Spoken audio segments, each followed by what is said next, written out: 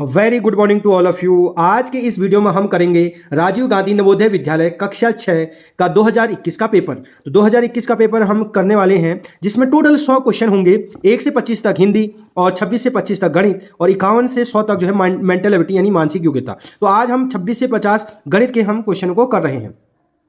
Question number 26, 6 divided 6 plus 6 into 6 minus 6 का हमें मान निकालना है। तो जब भी ये बॉडमास का क्वेश्चन है तो बॉडमास में सबसे पहले ब्रैकेट होता है, फिर ऑफ होता है, फिर डिवाइड होता है, फिर मल्टीप्लाई होता है, फिर एडिशन होता है, फिर सब्ट्रैक्शन होता है। तो जो डमास होता है पहले भाग करते हैं, फिर मल्टीप्लाई, फिर एडिशन, फिर सब्ट्रैक्शन।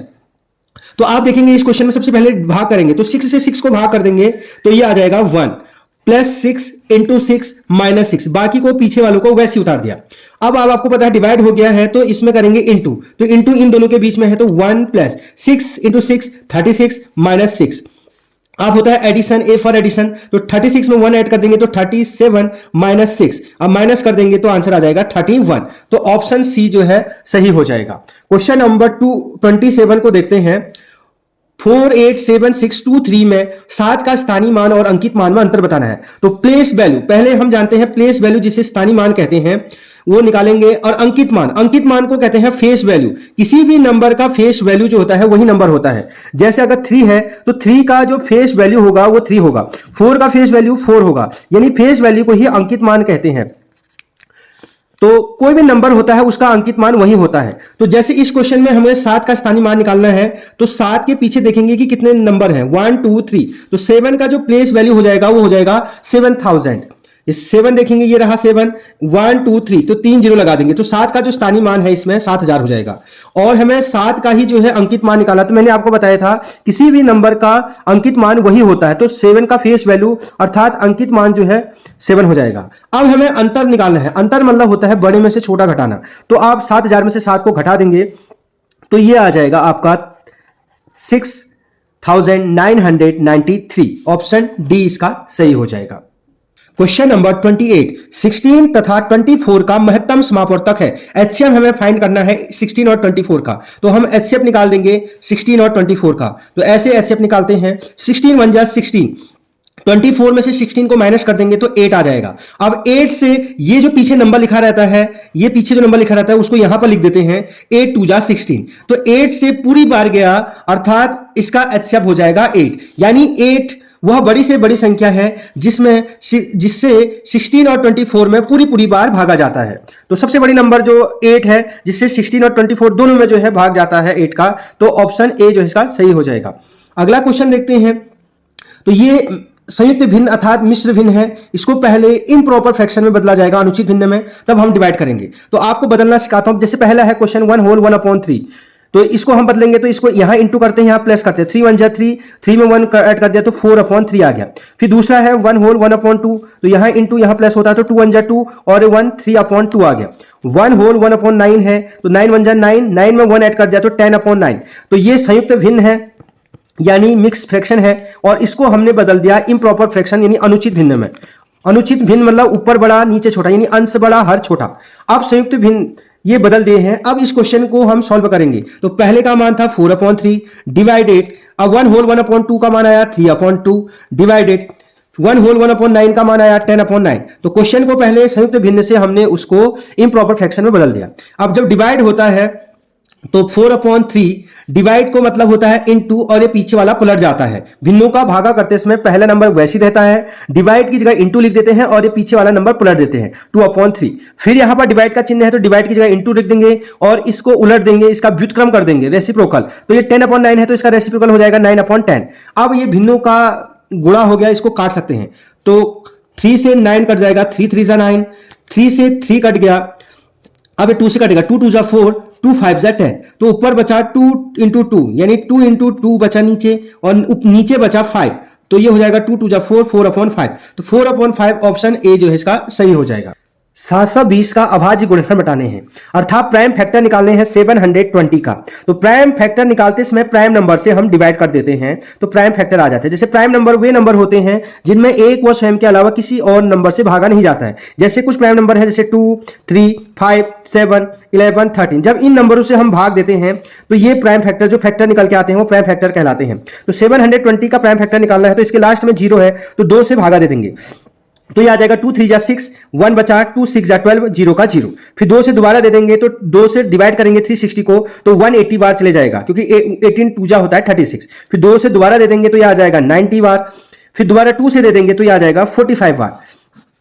फिर 2 के बाद अब इसमें 2 का भागा नहीं जाता है तो इसमें 3 का भागा देंगे, 3 का भागा 45 में जाएगा, 15 3 जा 45 होता है। फिर 3 का देंगे, 3 5 जा 15, अब 5 का दे देंगे, 5 1 जा 5। तो जब तक 1 नहीं आता तब तक आप डिवाइड करते रहेंगे। अब हमें इनके प्राइम फैक्टर निकालने हैं तो 2 into 2 into 2 into 2 into 3 into 3 into 5। आप देखेंगे कि कौन से ऑप्शन में ऐसे हैं, एक बार, दो बार, तीन बार, चार बार। तो 1 2 3 4 तो ये ऑप्शन सी में ये फैक्टर आपको दिखाई दे रहे हैं तो इसलिए ऑप्शन सी इसका आंसर हो जाएगा।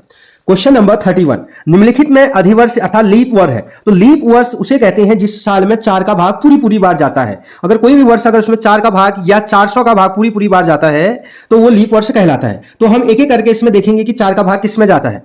और एक 4 का अभ्यासता का नियम ये भी कहता है कि जिसके लास्ट में इकाई दहाई में अगर 4 का भाग पूरी बार जाता है तो वो लीप वर्ष होता है। तो 4 का भागा हम 2020 में देते हैं तो 4 5 जा 20, ऊपर से 2 उतरेगा, 4 0 0 2, फिर 0 उतरेगा, 4 5 जा 20। तो आपको पता है रिमाइंडर 0 बचा यानी इसमें पूरी बार भाग गया। तो 2020 4 का भाग पूरी बार जा रहा है इसलिए 2020 क्या है, लीप वर्ष है, अधिवर्ष है। बाकी में आप अगर चेक करेंगे तो उसमें 4 का भाग पूरी बार नहीं जा रहा होगा। आप ट्राई भी कर सकते हैं क्योंकि इसके लास्ट में इकाई दहाई से बने नंबर में 4 का भाग नहीं जा रहा है। 2021 में एक मैं ट्राई कर देता हूं, बाकी आप ट्राई कर सकते हैं। तो इसमें आंसर सी हो जाएगा। 4 5 जा 20, 20 में से 20 गया 0, ऊपर से उतरेगा 2, 4 का भागा 2 में 0 बार जाता है तो 4 0 0, तो 2 उतरा, ऊपर से 1 उतर जाएगा, 4 5 जा 20। तो यहां पर R 1 बच रहा है यानी एक रिमाइंडर बच रहा है। तो जिसमें रिमाइंडर कुछ नहीं बचता है उसे लीप वर्ष कहते हैं। तो इसको कहते हैं साधारण वर्ष, सिंपल ईयर्स। लीप वर्ष उसे कहते हैं जिसमें फरवरी 29 जाती है। ईयर में जो दिन होते हैं 366 होते हैं लीप वर्ष में। तो ये आपको इतनी चीजें जो है इससे पता चली। क्वेश्चन है 32, वृत्त की परिधि का मान बताना है, सर्कमफ्रेंस ऑफ ए सर्कल। तो ये जैसे वृत्त का केंद्र है तो इसके चारों ओर की जो दूरी होती है ये वृत्त की परिधि कहलाती है, सर्कमफ्रेंस कहलाती है। तो ये जो परिधि होती है इसका जो मान होता है 2 इंटू पाई इंटू आर। तो वृत्त की परिधि जो होती है 2 पाई आर। तो ऑप्शन सी इसका सही हो जाएगा, 2 पाई आर, जहां पाई की वैल्यू जो होती है 22/7 या 3.14 होती है और आर जो बता रहा है वो रेडियस बता रहा है यानी त्रिज्या को बता रहा है। तो वृत्त की परिधि होती है 2 पाई आर। क्वेश्चन नंबर 33, सम पंचभुज के प्रत्येक 5 कोण का योग बताना है। तो प्रत्येक कोण का मतलब तो सम पंचभुज यानी जो पेंटागन है, इक्विलेटरल पेंटागन है, यानी सम मतलब था बराबर, सम मतलब बराबर, सब भुजाएं बराबर है। पंचभुज मतलब ऐसा पेंटागन जिसके 5 की 5 भुजाएं बराबर है। तो इस प्रकार की जो आकृति है पेंटागन, इसके प्रत्येक कोण का जो है हमें मान बताना है। ये वाला कोण कितने का होगा, ये वाला कितना होगा, ये वाला कितना होगा, ये वाला कितना होगा, क्योंकि सब बराबर होंगे। ये जितने का होगा उतना ही ये का होगा। तो हमें कोई पहले हम जानेंगे कि किसी भी बहुभुज के आंतरिक कोणों का योग निकालना है कि इसमें टोटल कोण कितने हैं। तो उसके लिए फॉर्मूला होता है n-2 इंटू 180। तो फॉर्मूला क्या होता है, n-2 इंटू 180। अब आपके मन में सवाल आ रहा होगा कि n क्या है। तो n मतलब है भुजा, यानी जितनी साइड है, पंचभुज है तो 5 साइड है, 1 2 3 4 5। तो यहां पर n की जगह रख देंगे 5 - 2 इंटू 180 डिग्री है। तो 5 में से 3 घटा देंगे, 2 घटा देंगे, 3 आएगा इंटू 180। तो ये इसको मल्टीप्लाई करेंगे तो 540 डिग्री, यानी जो सम पंचभुज है यानी पेंटागन है, इक्विलेटरल पेंटागन, इसके सब कोणों को जोड़ेंगे, ए बी सी डी, इस सबको जोड़ेंगे तो 540 आएगा। लेकिन हमें पूछ रहा है प्रत्येक कोण का मान, एक कोण का मान पूछ रहा है। तो 5 कोणों का मान है 540, तो एक कोण का मान है तो 540 बट्टे क्या कर देंगे, 5 कर देंगे। तो 5 से इसको डिवाइड कर देंगे तो 5 1 जा 5 0, 5 8 जा 40, तो 108 डिग्री ऑप्शन ए हो जाएगा। तो अगर हमें टोटल कोण का योग पूछेगा तो n-2 इंटू 180 करेंगे। अगर एक कोण का पूछता है तो अपॉन जितने साइड है उसको अपॉन कर देंगे तब भी आंसर आ जाएगा। हमने टोटल कोणों का योग 540 निकाला, हमें पूछा है कि एक कोण, तो आपको पता है 5 कोणों का मान 540 है, तो एक कोण का मान क्या करेंगे, 540 को 5 से भागा दे देंगे तो 108 आ जाएगा। अगला क्वेश्चन देते हैं 34 वाला, प्रथम 10 प्राकृतिक संख्याओं का औसत निकालना है। तो हमें पता है प्राकृतिक संख्या किसे कहते हैं। प्राकृतिक संख्या अर्थात नेचुरल नंबर वे नंबर होते हैं जो काउंटिंग करने के लिए यूज होते हैं, जैसे 1 2 3 4 5 6 7 8 9 10 ऐसे चलते रहते हैं, इनफाइनाइट तक चलते जाएंगे। यानी जो नंबर काउंटिंग के लिए यूज होते हैं, किसी भी चीज को गिनने के लिए जो यूज होते हैं, उन्हें नेचुरल नंबर अर्थात काउंटिंग नंबर कहते हैं। तो हमें 10 प्राकृतिक संख्याओं का औसत निकालना है, यानी 10 तक की गिनती का जो है हमें औसत निकालना है। तो औसत का फॉर्मूला जानते हैं हम, औसत बराबर होता है सभी संख्याओं का योग, सम ऑफ ऑल नंबर, सभी संख्याओं का योग, योग मतलब होता है जोड़ना, अपॉन कुल संख्या यानी जितने नंबर हैं, sum of all observation upon total number. तो एवरेज इक्वल टू, यानी जो औसत होगा, एवरेज होगा, वो क्या करना होता है, जितने भी नंबर होते हैं उन सबको जोड़ देना होता है। तो 1 + 2 + 3 + 4 + 5 + 6 + 7 + 8 + 9 + 10, क्योंकि 1 से लेकर 10 तक के नंबरों को वो जोड़ने के लिए कह रहा है, प्रथम 10 प्राकृतिक संख्याओं का। और कुल संख्या कितनी है, ये 10 लोग हैं, तो 10 से इसको क्या कर देंगे, डिवाइड कर देंगे। जब हम इसको ऐड करेंगे तो ये आएगा 55/10, तो ये आ जाएगा 5.5। तो 55/10 को जब करेंगे तो 5.5 इसका क्या आ जाएगा आंसर, ऑप्शन बी जो है सही हो जाएगा। 92 का रोमन बताना है, तो 92 को जब रोमन में लिखेंगे तो इसको लिखेंगे 90 + 2। अब आपके दिमाग में आएगा कि 90 को कैसे लिखते हैं, तो हम जानते हैं 90 को जो तोड़ते हैं 100 - 10, 100 - 10, क्योंकि 90 को उल्टे करके लिखते हैं माइनस करके। तो 100 को लिखते हैं हम जानते हैं C, और माइनस है तो आगे से लगेगा, और 10 को कहते हैं X, तो 90 का आ जाएगा XC, तो 90 का दिख गया XC। अब 2 को जानते हैं हम II, तो XCII, तो XCII देखेंगे तो ऑप्शन बी इसका सही हो जाएगा। अगला है क्वेश्चन नंबर 36, तापमान मापने की इकाई क्या होती है। तो तापमान यानी टेम्परेचर को जो मेजरमेंट करते हैं तो डिग्री सेल्सियस या केल्विन में नापते हैं या फ़ारेनहाइट में नापते हैं। तो ऑप्शन के अकॉर्डिंग देखेंगे तो टेम्परेचर को जो मेजरमेंट करते हैं डिग्री सेंटीग्रेड अर्थात डिग्री सेल्सियस में हम उसको नापेंगे। नंबर 37, एक विद्यार्थी ने 7236 को 56 के बदले 65 से गुणा कर दिया। यानी एक टीचर था, उसने विद्यार्थी को कहा कि आप 7236 को 56 से मल्टीप्लाई कीजिए, लेकिन उसने गलती से क्या कर दिया, 7236 को 56 के बदले 65 लिख दिया और 65 से मल्टीप्लाई कर दिया। करना था 56 से मल्टीप्लाई, उसने 65 से मल्टीप्लाई कर दिया, तो उसका उत्तर वास्तविक उत्तर से कितना अधिक आएगा, क्योंकि उसने 56 के बदले 65 किया है, तो आंसर चेंज आएगा। तो ये बताना है कि कितना चेंज आएगा, क्योंकि वो ज्यादा नंबर से इंटू कर रहा है, तो हमारा नंबर वास्तविक उत्तर से कितना अधिक आएगा आपको ये बताना है। जब आप 7236 को 56 से मल्टीप्लाई करोगे तो इसका आंसर आएगा 405216, और जब आप 65 से मल्टीप्लाई करोगे तो इसका आंसर आएगा 470340। आप इसको मल्टीप्लाई करेंगे 65 से तो इतना आएगा। अब हमें पूछ रहा है कि रियल आंसर हमारा ये है, वास्तविक आंसर ये था, और जबकि उसने गलती से 65 से मल्टीप्लाई कर दिया था तो आंसर ये आ गया था। तो ये पूछ रहा है कि इस नंबर से ये कितना अधिक है। तो हम क्या करेंगे, 470340 जो 65 से मल्टीप्लाई करने के बाद आया था उसमें से इसको घटा देंगे 405216 को, तो ये आ जाएगा आंसर 4215 तो कितना आ गया 65,124। तो ऑप्शन बी इसका सही हो जाएगा। अगला क्वेश्चन देखते हैं 38 वाला। एक त्रिभुज दिया है, इस त्रिभुज के कोण, एक ट्रायंगल है आपके पास, इस ट्रायंगल में ये कोण है 1:2:3, यानी ये कोण अगर 1x है तो ये कोण 2x होगा, ये कोण 3x होगा। क्योंकि रेशियो को ऐसे नहीं छोड़ते हैं तो इसके पीछे जो है हम x या y कुछ भी लगा सकते हैं। तो इनका जो रेशियो है 1x 2x 3x के अनुपात में है। तो कोणों का मान बताना है कि ये कोण कितने अंश का होगा, ये कोण कितने अंश का होगा, ये कोण कितने अंश का होगा। तो हम त्रिभुज का एक नियम जानते हैं कि त्रिभुज के तीनों अंतः कोणों का योग 180 डिग्री होता है। तो कोण तीन कौन कौन है रेशियो में, 1x + 2x + 3x = 180 डिग्री, क्योंकि त्रिभुज के तीनों अंतः कोणों का योग 180 डिग्री होता है।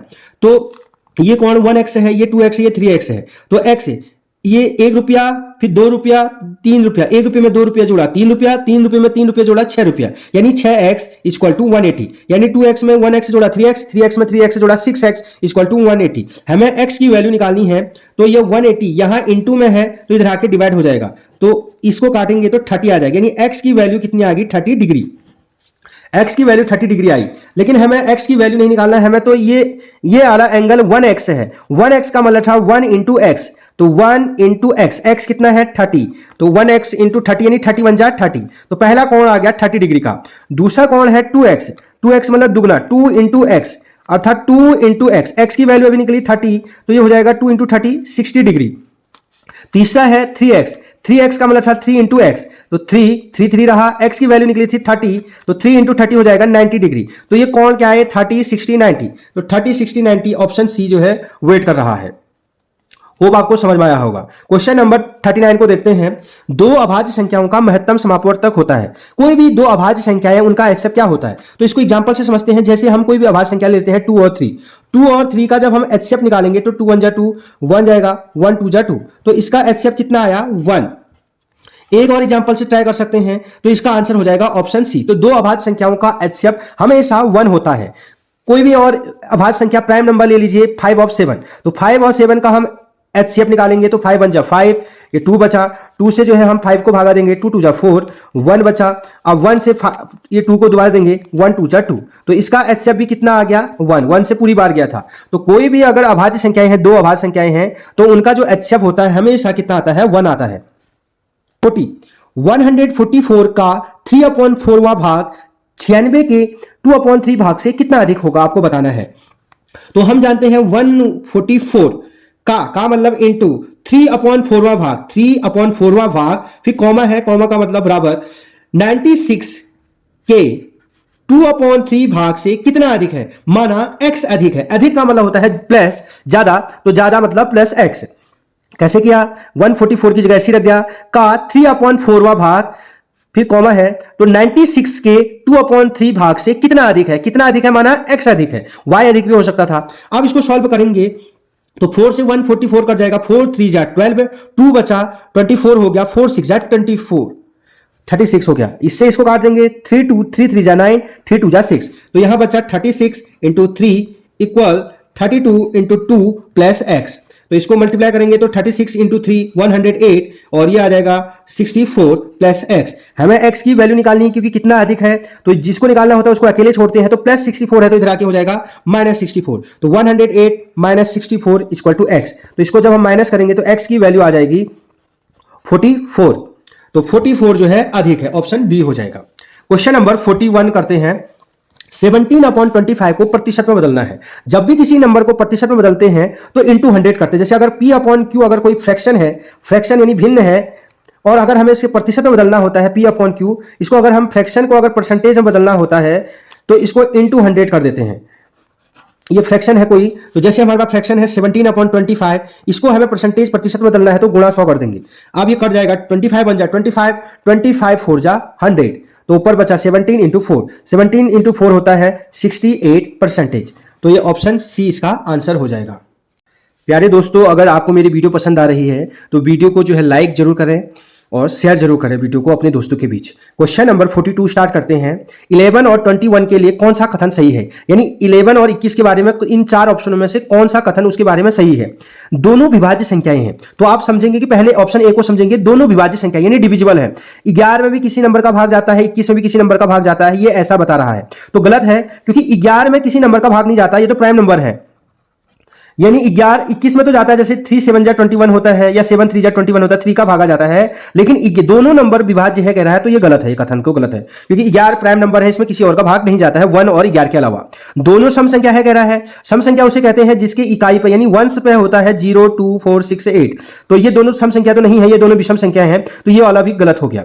दोनों सह अभाज्य संख्याएं हैं, तो दोनों सहभाज्य संख्या पहले आपको पता होना चाहिए, इसको मैं बता देता हूं क्योंकि ये ऑप्शन सही है। दोनों सहभाज्य संख्याएं हैं, को प्राइम नंबर है। ये कैसे है इसको अभी बताऊंगा, उससे पहले ऑप्शन डी को क्रॉस करते हैं। दोनों 3 के गुणज है, यानी 3 का पहाड़ा जाता है, तो 3 7 जा 21 तो होता है, लेकिन 3 का पहाड़ा 11 में नहीं जाता है, तो यानी दोनों 3 के गुणज भी नहीं है, अर्थात 3 का पहाड़ा दोनों में नहीं जाता है, तो इसका आंसर हो जाएगा सी, दोनों सहभाज्य संख्याएं हैं। अब सहभाज्य संख्या उन्हें कहते हैं जिनका HCF 1 होता है, यानी कोई भी ऐसे दो नंबर जिनके जो है HCF 1 आता है, अर्थात उनके बीच में कॉमन फैक्टर केवल एक होता है, को 1 होता है, तो उसको कहते हैं सह अभाज्य संख्याएं। जैसे HCF 1 होता है कैसे, 11 और 21 का अगर हम HCF निकालेंगे, 11 और 21 का HCF निकालेंगे तो 1 आना चाहिए। 11 1 जा 11, इसमें से इसको माइनस कर देंगे तो 10, 10 से 11 को देंगे, 10 1 जा 10 1, अब 1 से 10 को देंगे तो 1 10 जा 10, तो इसका जो HCF आया ये आया 1। तो HCF जिनका 1 आता है उसे को क्या कहते हैं, सहअभाज्य संख्या, यानी जिसका मौसौ 1 आता है उसे सहअभाज्य संख्या कहते हैं। तो ऑप्शन सी हो जाएगा इसका आंसर। क्वेश्चन नंबर 43, एक ट्रक है वो 594 किलोमीटर चलाने के लिए 108 लीटर डीजल लगता है उसमें। तो हमें पूछ रहा है 1650 किलोमीटर की दूरी तय करने में उसको कितना लीटर जो है डीजल लगेगा, ये बताना है आपको। तो ये एक एक नियम का क्वेश्चन है, इसको हम सॉल्व करते हैं। तो हमें पूछ रहा है कितने लीटर डीजल लगेगा, हमें निकालना है लीटर, कितना लीटर वो डीजल लगेगा। तो जिसको निकालना होता है उसको बराबर के उस साइड रख देते हैं, left side, sorry right side. तो बराबर के इस साइड जो है हम इसको रख देंगे। तो क्वेश्चन नंबर 43, एक ट्रक को 594 किलोमीटर चलाने के लिए 108 लीटर डीजल लगता है। जैसे इतना किलोमीटर अगर हम चलेंगे तो 108 लीटर जो है डीजल लगता है। तो अगर हम किलोमीटर बढ़ा दें 1650 किलोमीटर करेंगे तो लीटर डीजल लगेगा, आपको बताना है। यानी कितने लीटर डीजल निकालना है आपको, कि कितना उसमें जो है डीजल लगेगा आपको बताना है। तो जिसको निकालना होता है उस क्वेश्चन को हमें राइट साइड लिखना होता है। तो हमें डीजल निकालना है। तो आप पहले लाइन में देखेंगे कि ये तो किलोमीटर है, अब हमें देखना है कि डीजल कितना है। तो 108, तो 108 जो है लीटर का लग रहा है डीजल। तो हम जानेंगे, क्वेश्चन लिखेंगे 594 किलोमीटर चलने में लगता है बराबर 108 लीटर डीजल। अब फिर हमें 1000 की बात करनी है, तो उससे पहले हम बात करेंगे कि 1 किलोमीटर चलने में उसको कितना लगता है। तो दिस अपॉन दैट, तो 108 अपॉन 594 हो जाता है, ये बट्टे ये कर देते हैं। अब हमें किलोमीटर कितना चलना है, 1650 किलोमीटर चलने में तेल लगेगा बराबर 108 अपॉन 594 इंटू 1650। अब ये जो है इसको काट देंगे। अब इसको सॉल्व करेंगे तो इसको 2 से काट देते हैं। 2 2 जा 4, 2 9 जा 18, 2 7 जा 14, 2 8 जा 16, 2 2 जा 4, 2 5 जा 10। इसे काट देंगे। 3 3 जा 9, 3 6 जा 18। अब इसको काटेंगे। 3 9 जा 27, 2 बचा 7 है 27, 3 9 जा 27। फिर जो है 3 से काट देंगे, 12 बार कट जाएगा और ये 33 बार कट जाएगा। अब जो है फिर 3 से कटा है, 3 4 जा 12, 3 1 जा 3, 3 1 जा 3, 11। अब 11 से इसको जो है काट देंगे। 11 7 जा 77, 5 बचा, 11 5 जा 55। तो यहाँ 75, यहाँ 4 बचा, तो 75 इंटू 4 करेंगे तो 5 4 जा 22, 4 7 जा 28 और ये 300। तो इस प्रकार 300 लीटर जो है उसमें तेल लगेगा। नंबर 44, एक दर्जन पेनों का मूल्य 180 रुपए है और 8 पेंसिलों का मूल्य 56 है। तो एक पेन के मूल्य का एक पेंसिल के मूल्य से अनुपात बताना है। यहां पेन दिया है, यहां पेंसिल दिया है, यानी हमें पूछ रहा है एक पेन का जो रेट आएगा और एक पेंसिल का जो रेट आएगा, एक पेन का जो रेट आएगा और एक पेंसिल का जो रेट आएगा उसका अनुपात, अनुपात मतलब बट्टे निकालना है। तो पहले एक पेन का रेट निकालेंगे, फिर एक पेंसिल का रेट निकालेंगे, उसको डिवाइड कर देंगे तो आंसर आ जाएगा। तो अब पहले सॉल्व करते हैं कि एक पेन का रेट कैसे निकलेगा। एक दर्जन में जो वस्तुएं होती हैं, एक दर्जन में जो वस्तुएं होती हैं 12 वस्तुएं होती हैं। तो यानी जो 12 पेन खरीदा उसने, तो 12 पेनों का जो मूल्य है, 12 पेनों का मूल्य दिया है 180 रुपये। तो हमें एक पेन का मूल्य निकालना है, एक पेन का मूल्य चाहिए हमें। तो आपको पता है 12 पेन ज्यादा रुपए के हैं तो एक पेन कम का होगा, तो दिस अपॉन दैट कर देंगे। ज्यादा है फिर कम है तो डिवाइड कर देते हैं, तो 180 अपॉन 12। तो इसको काट देंगे तो ये आ जाएगा 15। तो एक पेन का मूल्य आ गया 15। इसी प्रकार हमें पूछ रहा है 8 पेंसिल का मूल्य। तो हम जानते हैं 8 जो पेंसिल है, 8 पेंसिल खरीदे हमने 56 रुपए के। तो एक पेंसिल का क्या हो जाएगा, कम हो जाएगा, यानी 56 अपॉन 8 हो जाएगा। तो 56 अपॉन 8 इसको काट देंगे तो 8 7 जा 56। तो एक पेंसिल का मूल्य आ गया 7 रुपए, जबकि एक पेन का मूल्य आया 15। अब हमें एक पेन का मूल्य और एक पेंसिल के मूल्य का अनुपात बताना है। तो एक पेन आया 15 रुपए का अपॉन एक पेंसिल आया 7 रुपए का, और हमें इसका अनुपात पूछ रहा है। अनुपात मतलब होता है बट्टे, तो अनुपात आ गया 15:7। ये कट नहीं रहा है तो ऑप्शन ए इसका सही हो जाएगा। क्वेश्चन नंबर 45, एक आयत की लंबाई उसकी चौड़ाई से 5 अधिक है। यानी जो आयत की लंबाई है वो चौड़ाई से 5 सेंटीमीटर अधिक है, यानी जो लंबाई है चौड़ाई से 5 सेंटीमीटर अधिक है। ये लाइन हो गया क्लियर। अब आयत का परिमाप दिया है, आयत का परिमाप दिया है 50 और हमें आयत का क्षेत्रफल पूछ रहा है। ये आयत है, इसका परिमाप यानी किनारे किनारे की दूरी दी है इसने 50 है, और हमें अंदर का पूछा यानी क्षेत्रफल पूछ रहा है। तो हम जानते हैं आयत का जो परिमाप होता है, आयत का जो परिमाप होता है, पेरीमीटर ऑफ जो रेक्टेंगल होता है वो होता है 2 कोष्टक लंबाई धन चौड़ाई, लंबाई धन लेंथ प्लस ब्रीथ। तो पेरीमीटर आज दिया है 50 सेंटीमीटर, तो आयत के परिमाप की जगह रख देंगे 50 इक्वल्स टू 2 लंबाई जो है L जो है वो चौड़ाई से अधिक है, यानी जो L है वो चौड़ाई से 5 अधिक है, तो लंबाई की जगह क्या रख देंगे B प्लस 5, प्लस की जगह प्लस और B की जगह क्या रख देंगे B। ये B प्लस 5 कहां से आया, क्योंकि L की जगह क्या रख सकते हैं B प्लस 5, तो 50 की जगह 50 ऐसी रहा, 2 ऐसी, यहां पर एक B है, ये भी एक B है, तो 2B प्लस 5। अब 50 इक्वल टू ये इसको अंदर करेंगे तो 2 2 जा 4B, इसके साथ मल्टीप्लाई होगा 2 2 जा 4B प्लस 5 2 जा 10। अब यहां प्लस 10 है तो इधर आके हो जाएगा माइनस 10, तो 50 माइनस 10 इक्वल टू 4V, तो 50 में से 10 को घटा देंगे तो 40 इक्वल टू 4V, तो B की जो वैल्यू आ जाएगी 40/4, अर्थात ये कट जाएगा तो V की वैल्यू आ जाएगी 10, ये 4 10 जा 40, तो V जो चौड़ाई है विड्थ है वो जो है 10 आई। तो हम चौड़ाई हमको पता चल गई कि चौड़ाई 10 है, तो अब लंबाई कैसे निकलेगी, क्योंकि हम जानते हैं कि लंबाई जो थी वो चौड़ाई से 5 अधिक है, लंबाई चौड़ाई से 5 अधिक है, तो लंबाई जो हो जाएगी, चौड़ाई निकल के आएगी 10, 5 अधिक अर्थात लंबाई जो होगी वो होगी 15 सेंटीमीटर। अब लंबाई भी पता चल गई 15 सेंटीमीटर, चौड़ाई अभी हमने आप निकाला 10 सेंटीमीटर, लंबाई भी पता चल गई, चौड़ाई भी पता चल गई, तो आयत का क्षेत्रफल, तो आयत का जो क्षेत्रफल होता है, आयत का क्षेत्रफल वो होता है लंबाई गुणा चौड़ाई, लंबाई गुणा चौड़ाई, तो लंबाई है 15 और चौड़ाई है 10, तो 15 इंटू 10 हो जाएगा 150 सेंटीमीटर स्क्वायर। तो अब कौन सा ऑप्शन हो जाएगा 150 सेंटीमीटर स्क्वायर, ऑप्शन ए जो है इसका आंसर हो जाएगा। नंबर 46, 4096 का वर्गमूल बताना है, यानी स्क्वायर रूट निकालना है, तो हम गुणनखंड विधि से इसका स्क्वायर रूट निकालते हैं, 4096 का स्क्वायर रूट।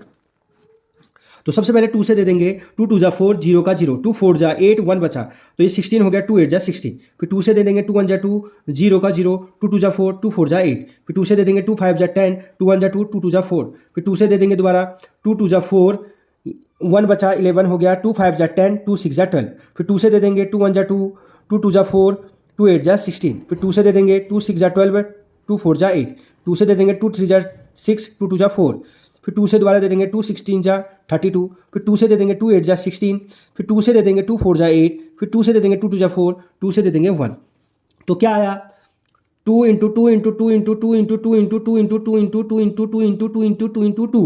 तो अब हमें इसका वर्गमूल निकालना है, तो सबसे पहले जो है ऐसे जो है स्क्वायर रूट लगा देंगे, और ये कितनी बार है, 1 बार 2 बार 3 बार 4 बार 5 बार 6 बार 7 बार 8 बार 9 बार 10 बार 11 बार 12 बार, तो 12 बार आया है, 1 2 3 4 5 6 7 8 9 10 11 12 बार 2 आया है। अब स्क्वायर रूट निकालते समय ये स्क्वायर रूट का चिन्ह है, तो दो दो लोगों के बदले एक बाहर आता है, दो दो के जोड़े बनते हैं, इसका जोड़ा बन गया, इसका जोड़ा बन गया, इसका जोड़ा बन गया, इसका जोड़ा बन गया, दो दो लोगों का जोड़ा बनेगा, इसका जोड़ा बन गया, इन दो के बदले एक दो बाहर आएगा, इसके बदले भी एक आएगा, इसके बदले भी एक आएगा, इसके बदले भी एक आएगा, इसके बदले भी एक आएगा, इसके बदले भी एक आएगा, यानी दो दो के बदले एक बाहर आता है। तो 2 2 जा 4, 4 2 जा 8, 8 2 जा 16, 16 2 जा 32, 32 2 जा 64, तो इसका आंसर आ जाएगा 64। क्वेश्चन नंबर 47, 114 और 95 का हमें एलसीएम निकालना है, तो 114 और 95 का हमें क्या निकालना है, एलसीएम निकालना है। तो सबसे पहले इसको 2 से भागा दे देंगे, 2 5 जा 10, 2 7 जा 14, 95 का 95 ऐसे उतर जाएगा क्योंकि इसमें 2 का भागा नहीं जाता है। अब इसमें 2 का भागा नहीं जा रहा है तो 3 का भागा ट्राई करेंगे, तो 3 1 जा 3, 3 9 जा 27, तो 19 3 जा 57 होता है, कॉमा 3 का भागा 95 में नहीं जाता है तो वैसे उतार देंगे। आप 5 का भागा देंगे, 19 में नहीं जाता है तो वैसे उतर जाएगा, और 5 1 जा 5, 4 बचा, 5 9 जा 45, अब 9 से दे देंगे 19 1 जा 19, 19 1 जा 19, 19 से पहले किसी नंबर से भागा नहीं जा रहा था तो इसने 19 से देंगे, तो क्या क्या आ गया 2 इंटू 3 इंटू 5 इंटू 19, 2 3 5 19, तो यही एलसीएम होता है, तो 2 3 जा 6, 6 5 जा 30 इंटू 19, तो इसको मल्टीप्लाई करेंगे तो 570 आंसर आ जाएगा, यानी 570 जो है एलसीएम है। एलसीएम का मतलब होता है 570 वह सबसे बड़ी, वह सबसे छोटी से छोटी संख्या है, यानी 570 वह छोटी से छोटी संख्या है जिसमें 114 का भाग भी पूरी पूरी बार जाता है और 95 का भाग भी पूरी बार जाता है। क्वेश्चन नंबर 48, निम्न आकृति का परिमाप बताना है, यानी इस फिगर का हमें पेरीमीटर निकालना है। तो हम जानते हैं perimeter equal to sum of all side, यानी सभी भुजाओं का योग होता है, यानी पेरीमीटर जो होता है किसी भी किनारे किनारे की जो दूरी होती है उसको पेरीमीटर कहते हैं, यानी यहां से लेकर यहां, फिर यहां, फिर यहां, फिर यहां, यहां, यहां, यहां, इन सबको जोड़ देंगे तो पेरीमीटर निकल जाता है, यानी सम ऑफ ऑल साइड। तो यहां से स्टार्ट करते हैं, तो ये है 4, क्योंकि ये पॉइंट में है तो हम 4 को लिख सकते हैं पॉइंट में 4.0, 4 को 4.0 लिखें तो कोई फर्क नहीं। जैसे 5 को लिख सकते हैं हम 5.0, या 5.0 को हम 5 भी लिख सकते हैं। अब यहाँ से 4 हो गया, यहाँ से ऊपर तक जाएंगे तो ये है 0.5, तो पॉइंट के नीचे पॉइंट लगाएंगे, पॉइंट के पीछे है 5 तो इसको लिख देंगे। अब यहाँ से इधर को जाएंगे तो ये आ जाएगा 2.5, तो 2 पॉइंट के नीचे 0.5। अब यहाँ से ये भी 2.5 है तो 2.5 लिख दें, यहाँ तक पहुँच गए। अब फिर दोबारा 0.5 है तो 0.5 इधर को लिख देंगे, पॉइंट के इस साइड को। फिर यहाँ से इधर को जाएंगे तो ये 4 सेंटीमीटर है, पॉइंट में 4 को लिखते हैं 4.0। फिर दोबारा यहाँ तक आ गया और ये पूरा हो गया तो 1 को लिख सकते हैं 1.0।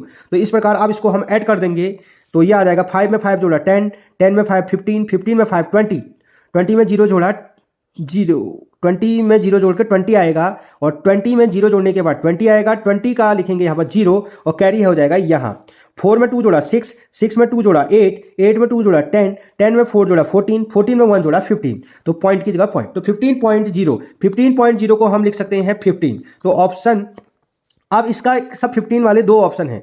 तो पेरीमीटर है तो पेरीमीटर दूरी होती है तो सेंटीमीटर होगा, अगर एरिया होता तब सेंटीमीटर स्क्वायर होता, तो ऑप्शन ए जो है इसका सही हो जाए। क्वेश्चन नंबर 49, एक विद्यालय में 1000 छात्रों में से, यानी टोटल जो स्ट्रेंथ है विद्यालय की 1000 छात्र हैं, उसमें से 330 स्कूल बस से आते हैं, 330 स्कूल बस से आते हैं, यानी स्कूल बस 1000 बच्चे हैं तो उसमें से 330 स्कूल बस से आते हैं, 400 लोग पैदल आते हैं और बाकी छात्र को उनके माता पिता छोड़ते हैं। तो विद्यालय के कितने प्रतिशत छात्र स्कूल बस से नहीं आते हैं? तो हमें पूछना है कि स्कूल बस से नहीं आते हैं। तो हम जानते हैं कि कुल छात्र हैं 1000, कुल छात्र हैं 1000, उन 1000 छात्रों में से 330 स्कूल बस से आते हैं, 330 जो है स्कूल बस से आते हैं। और हमें पूछ रहा है कि विद्यालय में कितने स्कूल बस से नहीं आते हैं? पैदल जाते हैं 400, अब जो बाकी बच गए वो किससे आते हैं? वो मम्मी पापा के साथ आते हैं। लेकिन हमें आज देखना है कि स्कूल बस से नहीं आते, जो पैदल जाता है वो भी स्कूल बस से नहीं आता है, जिनको माता पिता छोड़ते हैं वो भी स्कूल बस से नहीं आते हैं।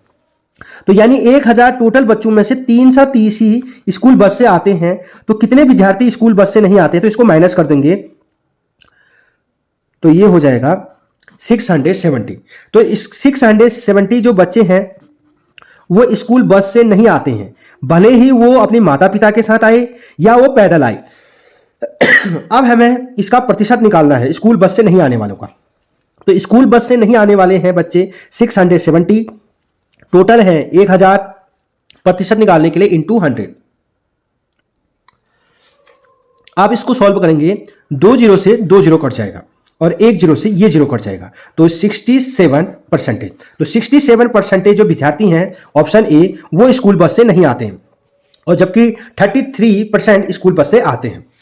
एक संख्या दूसरी संख्या से 36 अधिक है, माना पहली संख्या, कोई भी हम पहली संख्या मान सकते हैं। माना पहली संख्या है x और दूसरी संख्या है, सेकेंड नंबर है y। ये क्या कह रहा है? पहली संख्या दूसरी संख्या से अधिक है 36, तो पहली संख्या जो है वो दूसरी संख्या से, दूसरी संख्या y है, इससे 36 से अधिक है। तो पहला इक्वेशन बन गया। दूसरा कह रहा है यदि दोनों संख्याओं का योग 48 है, यानी दोनों संख्या कौन कौन है? पहली संख्या प्लस दूसरी संख्या y, इनका योग मतलब जोड़ के ये आ रहा है 48। तो एक इक्वेशन ये बन गई, एक इक्वेशन ये बन गई। अब हम x प्लस वाई की वैल्यू जानते हैं 48, और अब इसमें x की वैल्यू पुट कर देंगे, तो x की वैल्यू y प्लस 36 कर देंगे। x की जगह क्या रख देंगे? y प्लस 36, प्लस की जगह प्लस, y की जगह y, इक्वल की इक्वल, और 48 की जगह 48, और y हो जाएगा 2y प्लस 36 इक्वल टू 48। अब ये प्लस 36 है तो उधर आके हो जाएगा माइनस 36, और इसको जैसे इसको माइनस करेंगे तो 48 में से 36 माइनस करेंगे तो 12 आ जाएगा, और y यहाँ पर के साथ 2 इंटू में है तो उधर आके हो जाएगा डिवाइड में, तो 2 से कट जाएगा 6 बार। तो y की वैल्यू यानी पहली संख्या आ गई 6। और अब हमें दूसरी संख्या निकालनी है, तो x की वैल्यू हम जानते हैं y प्लस 36, तो y की जगह 6 रख देंगे, और ये इससे 36 ज़्यादा है तो यानी x की वैल्यू है 42 और 6 वो जो नंबर है, तो ऑप्शन सी आंसर हो जाएगा।